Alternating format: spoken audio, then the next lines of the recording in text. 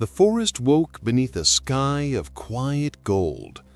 Mist drifted over the roots of the old oak where Tita, an ancient land turtle of nearly 50 years, lived in a small earthen cave. She stretched her short legs, lifted her neck to the sun, and breathed deeply. What a beautiful morning to walk before breakfast, she thought. Around her, the pond shimmered like glass. Dragonflies hovered. The air smelled of damp moss and light. This was her world, slow, peaceful, timeless. She moved along the water's edge, feeling each step as if counting breaths. A squirrel hurried past, burying nuts with nervous energy. "Good morning," said Tita, smiling. "Winter is near, and I fear the hunger that comes with the frost." Tita lowered her head gently. "There is time yet, my friend. Do not let fear steal the sweetness of the present moment." The squirrel stopped, exhaled, and nodded with a small smile. Tita continued her slow journey, every leaf whispering a lesson in patience. Then laughter rippled through the air, the bright voices of human children. 5 of them splashing by the shallow shore, chasing butterflies that glowed in the morning sun. Tita watched from the shade, curious. Humans fascinated her, loud, alive, and fleeting as wind over water. One boy saw her and shouted, "Look, a turtle!" Before she could retreat, rough hands lifted her from the ground. The world spun, faces above her, giggling, shouting. "Please, be gentle," she wished, but no sound left her mouth. She drew into her shell, trembling. Another child wanted to hold her, then another. Passed from hand to hand, her heart raced. "Breathe, Tita. Remember the mountain monk you once met in a dream." She whispered the mantra silently. Inhale calm, exhale fear. But the play grew wilder. Amid their laughter, the boy flung her high into the air. She soared helplessly, a small shell against the blue, and fell into thorny bushes far away. The children laughed. Then, seeing she had vanished, lost interest and returned to their games. Tita lay hidden, dizzy, her shell scratched but unbroken. The forest around her was silent again, yet her heart pounded. She had never been this far from her pond. Tears welled as she thought of her home, her friends, the gentle rhythm of her days. "Will I ever return?" she whispered, "to the earth?" Hours passed. Fear kept her frozen. When the wind finally cooled her face, she found the strength to rise. The journey had begun, not chosen, but necessary. With slow, uncertain steps, Tita entered the unknown forest, carrying nothing but her breath and the faint memory of stillness. The forest grew denser as Tita walked. Sunlight filtered through layers of leaves, painting her shell with shifting light. She stopped often to breathe, to listen. The chirp of insects, the rustle of small paws in dry grass. Everything seemed larger here, older. Every sound echoed like a question she did not yet know how to answer. At last, she saw a tall deer grazing among ferns. His antlers shimmered like branches touched by dawn. Tita bowed her head. "Please, noble one," she said. "I'm lost. I must find my pond, my home. Can you guide me?" The deer lifted his gaze, calm and kind. "Little turtle," he said in a low voice, "I rarely walk beyond this part of the forest. I do not know your pond, but if you walk toward the place where the sun rises each morning, you will leave this maze of trees. Keep your faith." Tita's eyes filled with tears. "Could you carry me with you, perhaps upon your antlers?" she asked, half in hope. He smiled sadly. "My antlers are not meant for carrying others. Your journey is yours alone." Then he turned and vanished among the pines. Tita watched until he was gone, the air trembling in his wake. She felt small again, fragile like a leaf. Her breathing quickened and panic stirred like wind under her shell. "Breathe, little one," she whispered to herself. But the fear stayed close. She wandered for hours, asking every creature she met for help. A raccoon, busy digging in a rotted log, grumbled, "Too far. I don't go that way. Let me eat in peace." A family of badgers said, "That side of the forest, dangerous, full of those two-legged beasts. We avoid it." The words struck her like cold rain. Was no one willing to help? She walked on, heart heavy, until twilight fell. Then, through the darkening mist, she saw faint light, a flicker like a candle behind bamboo. Curious, she followed it and found a tiny hut, perfectly shaped for a small creature. As she approached, the door opened with a creak. Out stepped an old mouse in a saffron robe, leaning on a wooden staff. His beard was long and white, his eyes clear as moonlight. "You seem troubled, little friend," he said, voice soft as wind. "I felt your sorrow from afar.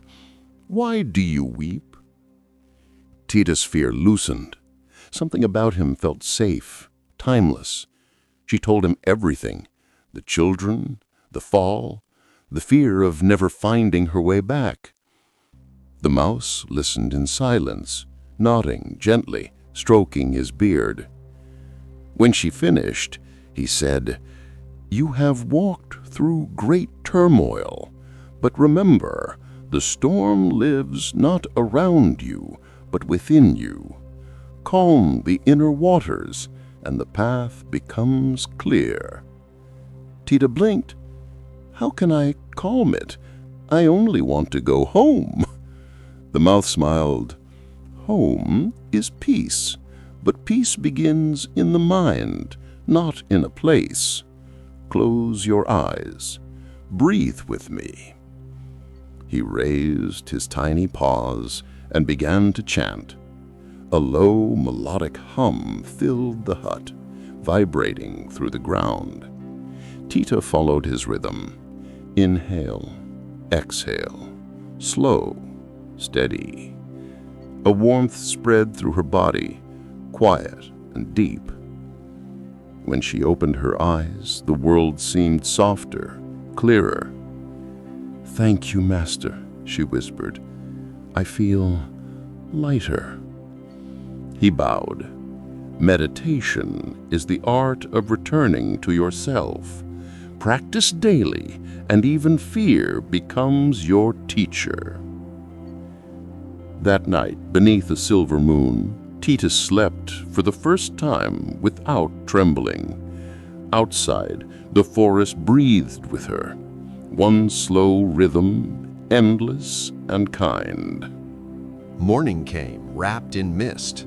The mouse monk, whom Tita now called Master Monk, sat outside his bamboo hut, sipping dew from a leaf. He motioned for her to join him.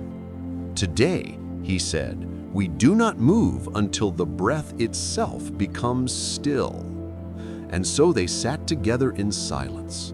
The sun climbed slowly. The forest came alive around them. Birds, wind, water, life unfolding. Yet inside that small circle of stillness, nothing stirred. Tita learned to let her thoughts rise and fall like clouds. When fear came, she watched it pass. When longing came, she smiled and let it go. The mouse guided her through gentle movements, slow as the tide. He called it Tai Chi, the dance between effort and ease. Each gesture, each breath, aligned her body with the quiet pulse of the forest. Days drifted like petals on a stream. Tita began to sense the calm beneath every sound. Even her own heartbeat felt less like a drum, more like a prayer. The world no longer frightened her. It whispered to her instead. One morning, after eating a few berries, she turned to the monk. "Master," she said, "you've given me peace when I thought I'd never find it. But now I feel ready to go home. Do you have any final wisdom for me?" He smiled, his whiskers trembling. "Trust the road," he said. "When confusion returns, breathe. Do not fight the fog. Walk through it slowly, and the way will reveal itself." Then, from around his neck, he removed a small wooden talisman bound with thread. "This will remind you that guidance lives within," he said, placing it in her palms. Tita bowed deeply. "I'll treasure it always." They embraced like two ripples meeting on still water. And then she left, her steps light, her mind steady. The bamboo door closed softly behind her, but the sound echoed inside her heart like a bell, gentle, endless. As she walked, she whispered the monk's words, "Breathe, trust the road, the path is already within you." The forest seemed different now, not gentler, but less frightening. Tita walked with the rhythm of her breath, the talisman resting against her shell, warm from the morning sun. Whenever worry crept in, she would stop, close her eyes, and breathe until the sound of her fear faded into the wind. Her steps grew steady again. Days passed. One afternoon, as she crossed a rocky trail, she sensed a flicker of movement among the bushes. Her old instinct screamed danger, but she exhaled slowly, grounding herself. From the leaves slid a small green snake, harmless and calm. Tita was about to step aside when the snake spoke. "Excuse me, Turtle. That talisman around your neck, it shines with a strange light. May I ask where you found it?" Tita smiled softly. It was a gift from a wise mouse monk who lives beyond the bamboo grove. The snake's eyes widened. "You know him? I've searched for him for many seasons. Would you show me the way?" "Of course," said Tita. "Follow me." They traveled together through the soft undergrowth until the familiar bamboo hut appeared. The snake thanked her deeply and slipped inside to meet the monk. Tita lingered at the edge of the clearing, tempted to greet her teacher once more. But then she remembered his words, "Trust the road." Smiling, she bowed toward the hut and continued on. Hours later, she found a vast hollow tree, its trunk blackened by lightning. From within came a deep, echoing voice. "To every traveler who passes here, I grant one wish if they can guess the number I am thinking of between 1 and 30. Tita chuckled softly. 3, she said, her favorite number. Suddenly, a massive brown bear lumbered out of the shadows, eyes wide. "Well," he rumbled, "you guessed it." Tita stared, astonished. "So, may I have my wish?" The bear grinned, amused. "Go on."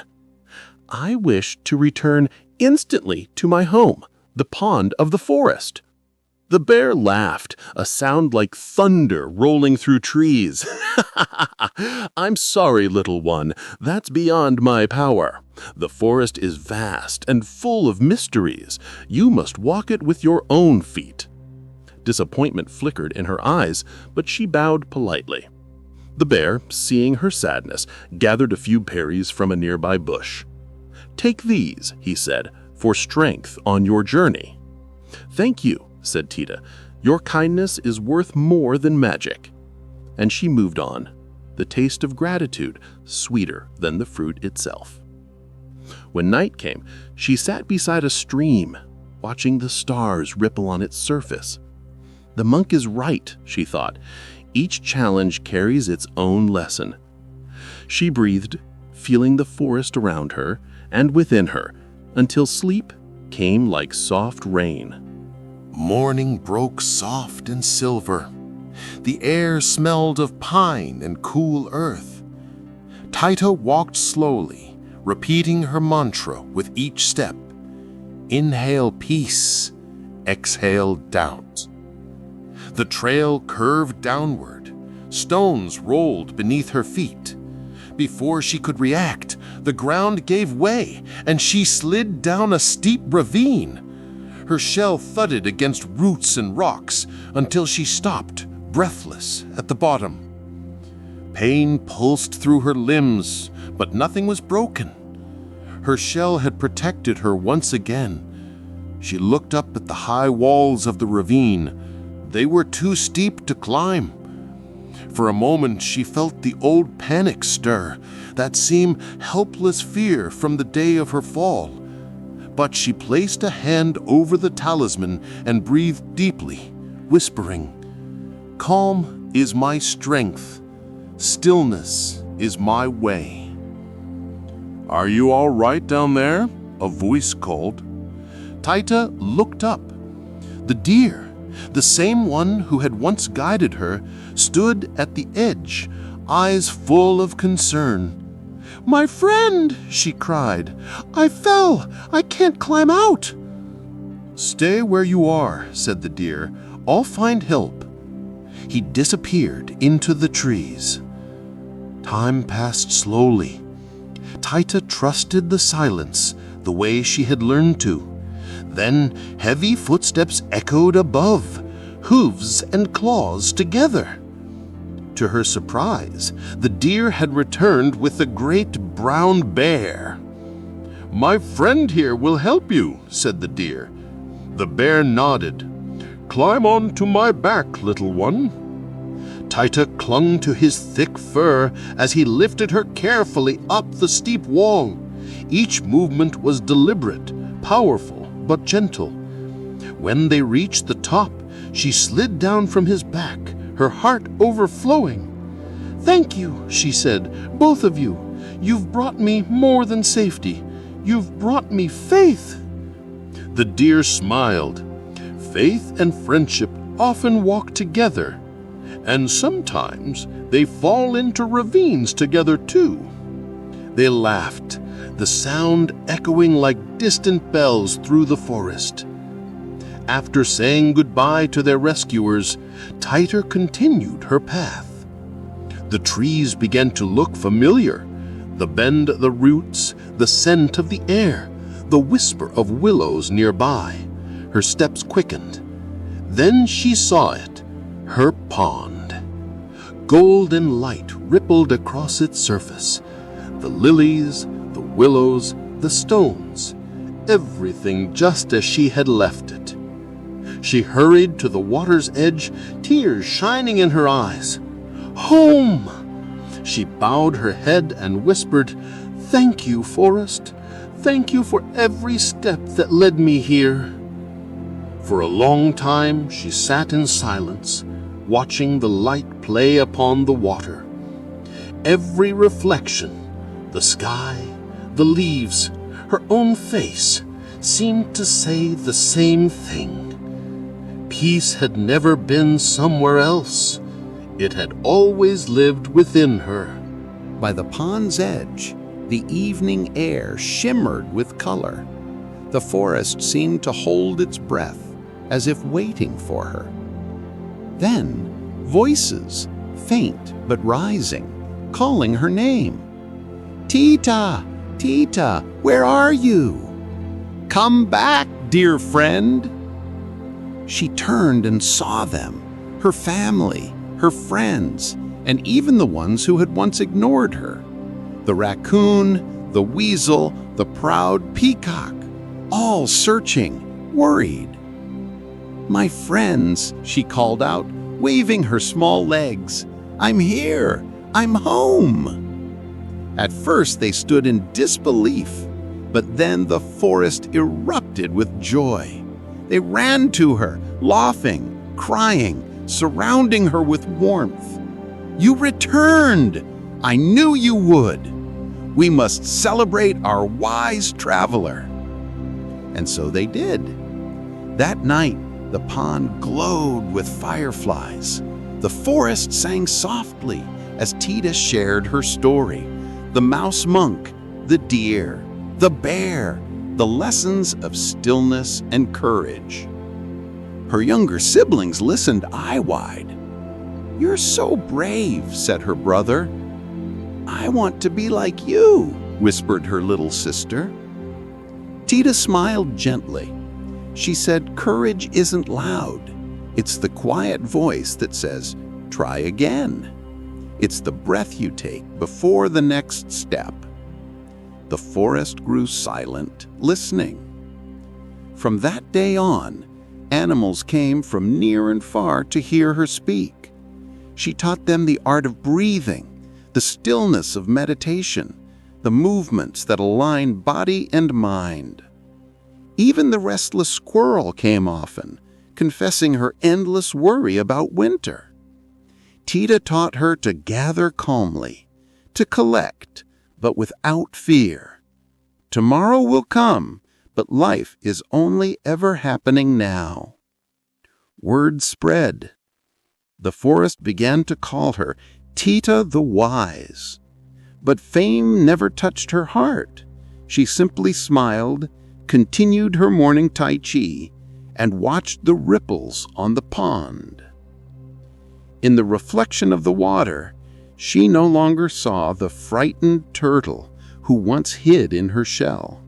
She saw a being transformed by patience, by kindness, by the long walk through fear into peace. Seasons passed like pages turning in a quiet book. The pond shimmered through reens and blossoms, through mist and dawn. Tita had become part of its rhythm, a teacher, a listener, a friend. Animals came not only for guidance, but to sit beside her in silence, to breathe the same air that once healed her own heart. Each morning, she would walk the shore slowly, tracing the same path where her journey had begun. She noticed how the light changed, how every ripple carried the sky. Peace, she had learned, was not the absence of noise. It was the space inside from which one could hear the truth. But the forest, like all living things, kept testing its children. And peace, when too certain of itself, often attracts shadow. One morning, a fox appeared, slim, amber-furred, with eyes bright and cunning. He approached her with a bow so perfect it seemed rehearsed. "Wise Tita," he said smoothly, "I've heard of your teachings. I wish to learn the deeper secrets, the herbs, the elixirs, the hidden powers that the monks entrusted to you." Tita smiled softly. "Power?" she repeated. "There is no power beyond understanding yourself." The fox tilted his head. "Ah, but surely the monks taught you more than that. You traveled far. You must have discovered plants that heal, mushrooms that open the mind." He leaned closer, whispering, "Share them with me. I can help spread your wisdom to others." Tita's eyes met his. They were kind but firm. "The true medicine," she said, "is not found in herbs or roots. It is found in stillness, in compassion. What you seek cannot be stolen. It must be practiced." The fox's smile faltered. "So you will teach me nothing?" he asked. "I have already taught you all that matters. Listen, your own impatience is the doorway to what you need to learn." He scowled, turned sharply, and disappeared into the undergrowth. Tita watched him go, feeling no anger, only a quiet sadness. Not everyone was ready for the path of stillness. she whispered a blessing for him anyway. That night, as the forest slept, Tita reflected by the pond. The moon shone over the water, and she saw both her reflection and the faint shadow of the fox rippling beside it. Temptation is subtle, she thought. It doesn't always shout. Sometimes it simply asks for more than you need to give. She breathed deeply, releasing the thought into the night. A soft wind moved through the trees, a sound like laughter, like forgiveness. The forest, she felt, had tested her again, and she had answered not with fear, but with wisdom. The following days flowed like quiet prayers. Tita continued her teachings, yet something within her deepened. Her peace was no longer the peace of rest. It was the peace that comes after fire. Stronger, quieter, real. The sun rose pale through the branches, spreading gold across the pond. Tita had finished her morning meditation and was about to begin her slow movements when a strange commotion rippled through the forest. The cries were sharp, urgent, breaking the peace like stones dropped into still water. Following the sound, she reached a clearing and froze. There, near the reeds, stood the same 5 human children. They had returned, older now, but their laughter carried the same wild tone, and in their hands, a net. Inside it, struggling and terrified, was Mother Squirrel. Her small body twisted as she tried to escape while the children pulled and laughed. "Tita, help me!" cried the squirrel, her voice trembling. The old fears surged in Tita's chest, the memory of being lifted, thrown, helpless. Her heart beat hard against her shell. For a moment, the forest seemed to blur around her. Every instinct told her to hide. But another voice spoke from within, calm, steady, ancient. "Do not run. Breathe. Act with compassion." She stepped forward from the shadows, her voice gentle but firm. "Let her go," she said softly. "You are hurting her." The children turned, startled. For a second, their eyes widened with recognition. "It's her," one of them whispered. "The turtle from that day long ago." They dropped the net in surprise. Mother Squirrel scrabbled free and fled up a tree. But the children, instead of running away, began to chase Tita. "Catch her!" one shouted. Tita's legs moved faster than she thought possible. She darted between bushes, her shell scraping leaves and bark. Her heart pounded, but this time not with panic, but with focus. She moved not from fear, but from purpose. After several minutes, the children gave up frustrated and disappeared down the path. The forest fell silent again. Tita emerged from the thicket, breathing deeply. The echo of her old fear still pulsed inside her, but beneath it was something new, a kind of strength she had never felt before. That night, she sat by the pond, watching the stars ripple across the water. The question rose quietly within her. Had I truly overcome my fear, or merely escaped it again? She closed her eyes and let the question linger. Then a thought formed, like sunlight breaking through mist. Perhaps the lesson is not to avoid the past, but to heal it. The next morning, she called for her closest friends, the deer, the raccoon, the owl, the weasel, and Mother Squirrel herself. They gathered in a circle near the pond, the water reflecting their faces. "My friends," Tita said, "those young humans are not evil. They are simply unaware. Their ignorance causes harm, but fear will not teach them. We must show them what empathy feels like." The owl tilted his head. "And how will we do that?" Tita smiled. "With a lesson, one made of kindness, not anger. They planned together through the day. The animals would reenact moments of the forest's suffering, a way for the children to see with their own eyes the pain they caused. No tricks, no revenge, only reflection.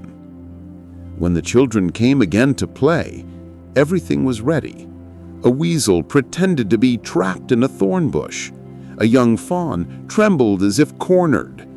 Even a few trees were made to creak and fall as if wounded by unseen axes. The laughter of the children faded. Confusion filled their faces, then guilt. The forest seemed to cry, soft, aching sounds that reached into their small hearts. They stopped moving, their eyes lowered. Tears began to form. Then Tita appeared, slow and steady, emerging from the ferns. Her voice was gentle as flowing water. "Do not be ashamed," she said. "What you feel now is understanding. Pain is not the end of compassion, it is the beginning." The children knelt beside her, their small hands trembling. "We're sorry," one of them whispered. "We didn't know." Tita nodded. "Now you do. The forest is alive as you are alive. If you care for it, it will care for you. This is the bond between all beings." They wept openly then, not from fear, but from awakening. They hugged the animals, whispered promises to be gentle, to protect. And for the first time, the forest held humans not as intruders, but as learners. That evening, as the sun set, she watched them leave, their laughter softer now, careful, sincere. She felt no triumph, only peace. The wheel had turned, the wound was healed. The child who once hurt me has grown, and so have I, she thought. The past too can be forgiven. She lowered her eyes to the water, where stars began to bloom, and whispered, "When we understand, we no longer need to run." Days melted into weeks, and peace returned to the forest. The laughter of the children no longer frightened the birds. It blended with the song of the wind. They came often now, not to chase or to capture, but to sit quietly by the pond, to listen. Sometimes they brought crumbs for the ducks or picked up fallen branches from the path. And when they left, they bowed slightly, as they had seen Tita do. Tita observed them with gentle wonder. How strange, she thought, that hearts can change with a single moment of understanding. The same hands that once caused pain could now offer kindness. Perhaps all beings were like seeds. They only needed the right light to awaken. One afternoon, as the sky blushed with sunset, Tita sat by the pond with the deer and the owl. The water mirrored the three of them in perfect stillness. For a long while, none spoke. Then the deer said, "You have transformed this forest, little one." Tita shook her head slowly. "No," she replied, "the forest transformed me. I was once afraid of losing everything, my home, my safety, my shell. But when I lost them, I found something larger than home. I found myself." The owl blinked thoughtfully. "And what did you learn there in yourself?" Tita smiled. "That peace is not given, it is practiced. Every breath, every step, every act of patience plants it again." The deer nodded. "And yet you still walk every morning. Why?" "To remember," she said softly, "because forgetting is easy." They fell silent again, watching the sun slide beneath the trees. The pond turned gold, then silver, then dark. Crickets began their chant, the endless hymn of life continuing. Later, alone beneath the stars, Tita looked up and thought of the monks she had met, the mouse with his patient smile, the frogs sitting motionless for hours, their hearts beating with the rhythm of eternity. She could almost hear their voices in the breeze. The breath is the bridge between body and soul. Silence is not emptiness, but fullness without words. Compassion is the fragrance of understanding. She closed her eyes and repeated their lessons quietly. Where there is fear, breathe. Where there is anger, pause. Where there is pain, look gently within. Everything returns to stillness if we allow it. The forest felt alive around her, not a place, but a great living being breathing in unison. Each creature, each leaf, each droplet of water was part of a single vast meditation. And she, a small turtle with a scratched shell, was no different from it all. She remembered the thorny bushes where she had first fallen, the trembling in her heart, the loneliness of being lost, and she felt no resentment toward any of it. Even the pain had been her teacher. Without it, she might never have learned to see beauty so clearly. The pond was always here, she thought, but I had to leave it to truly see it. A breeze brushed the water, breaking her reflection into ripples. Tita smiled. Even stillness moves, she murmured. Somewhere in the distance, a child's laughter echoed, softer now, pure, and she felt grateful. For them, for the forest, for every step that once had frightened her and now brought her peace. As the moon rose, she bowed her head and whispered to the night, "May every being find the path of stillness within their own heart." The wind answered, not with words, but with silence deep enough to hold the world. Night had folded itself over the forest like a vast silk cloth. The pond glimmered beneath the moon, quiet, alive, whole. Tita sat at its edge, her reflection merging with the stars. The water no longer showed her as a small turtle, but as something wider, a part of the stillness itself. She remembered every step of her journey, the fall, the fear, the monks, the friends who lifted her when she could not climb. Each moment that once felt like an ending had only ever been another beginning. In the hush of midnight, she whispered, "Nothing we lose is truly gone. It changes shape, it teaches, it returns as understanding." The forest listened. A faint breeze moved through the willows, carrying her words away, perhaps to the mountain, perhaps to the sea. She thought of the children, now protectors of the woods, and of the fox, who might still wander, searching for power, when peace was waiting within. She wished them all well. May they too find stillness in their own time, she thought. Her eyes softened. The talisman around her neck glowed faintly in the moonlight, the threads worn, the wood warm. She realized she no longer needed its guidance. The compass had moved inside her. Raising her gaze to the horizon, she saw dawn preparing to return.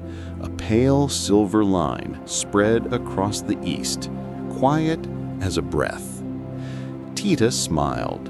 She said, "The light never truly leaves. It only waits for us to notice." The forest stirred awake, frogs croaking, birds rustling their feathers, water sighing at the first touch of day. And in that sacred moment between night and morning, everything seemed to bow, the trees, the air, even the silence.